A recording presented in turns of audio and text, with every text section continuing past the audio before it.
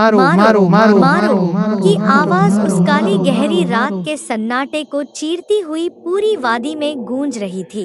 कोई लाठी लेकर, कोई कुल्हाड़ी लेकर, जिसके जो हाथ लगा वह उस काली नदी की ओर दौड़ पड़ा। अभी अंधेरा होते ही गांव वालों को किसी ने बताया कि काली नदी पार कर रहे 2 आदमियों पर हमला हुआ है।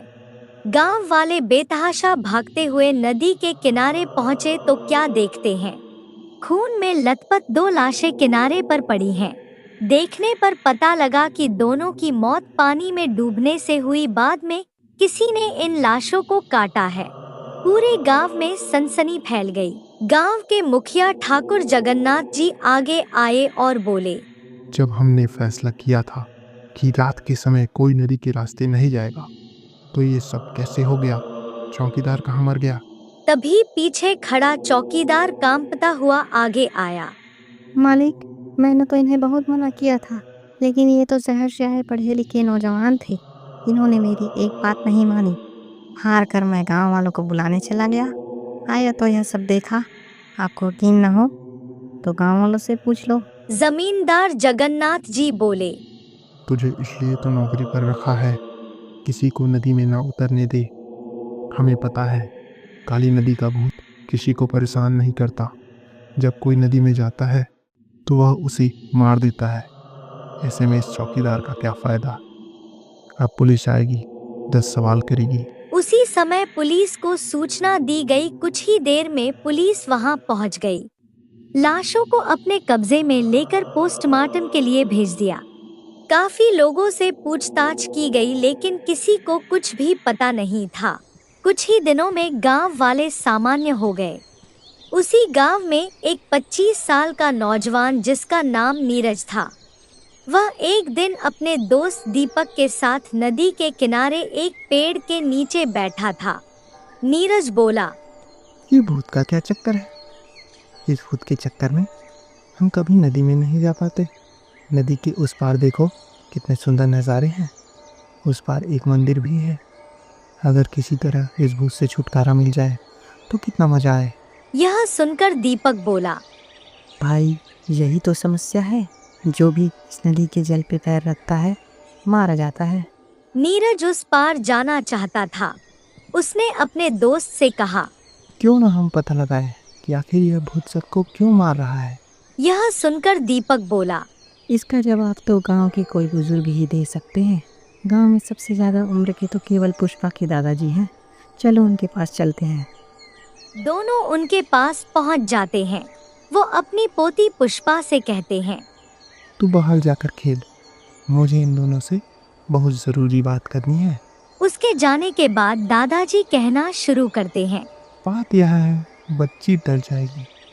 तुम जो पूछ रहे हो वो मैं तुम्हें बता देता हूँ, लेकिन नदी में जाने की कभी कोशिश मत करना, क्योंकि जो भी नदी में गया वह वापस नहीं आया।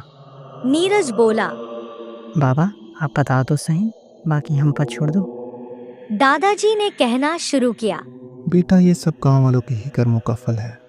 इस गांव में मुकुंद नाम का एक सीधा साधा किसान रहता था। दिन भर खेत में मजदूरी करता था। उसका अपना खेत नहीं था। वह तो उस समय के जमींदार के खेत में मजदूरी करता था।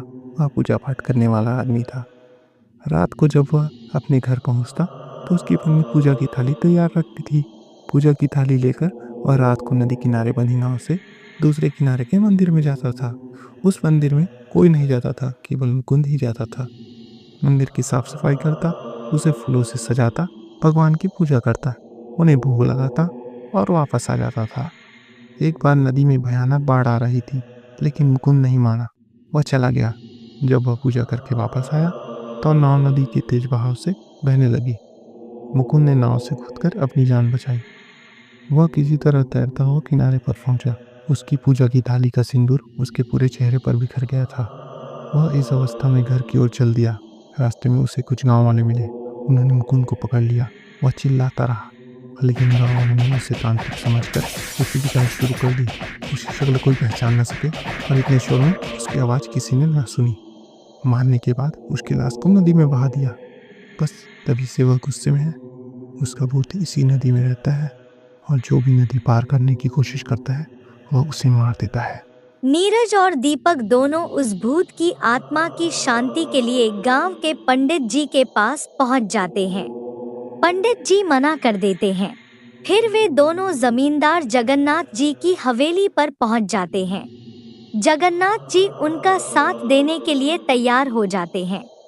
जमींदार जगन्नाथ नीरज और दीपक को साथ लेकर दूसरे गांव पहुंच जाते हैं।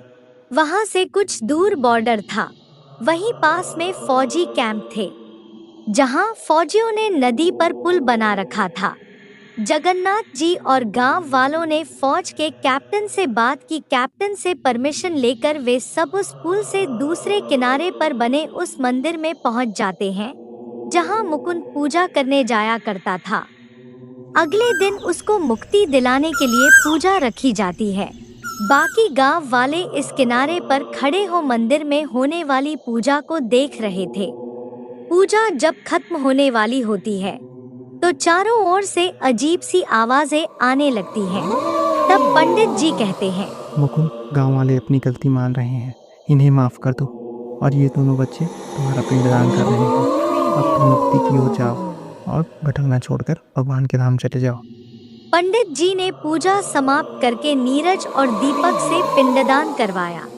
उसके बाद धीरे धीरे वे आवाजें आना बंद हो गईं, जैसे कोई उनसे दूर जा रहा हो। उसके बाद जमींदार के साथ पंडित जी, नीरज, दीपक और गांव वाले एक नाव में बैठकर अपने गांव आ गए। दो नौजवानों की हिम्मत से गांव वालों को काली नदी के भूत से छुटकारा मिल गया।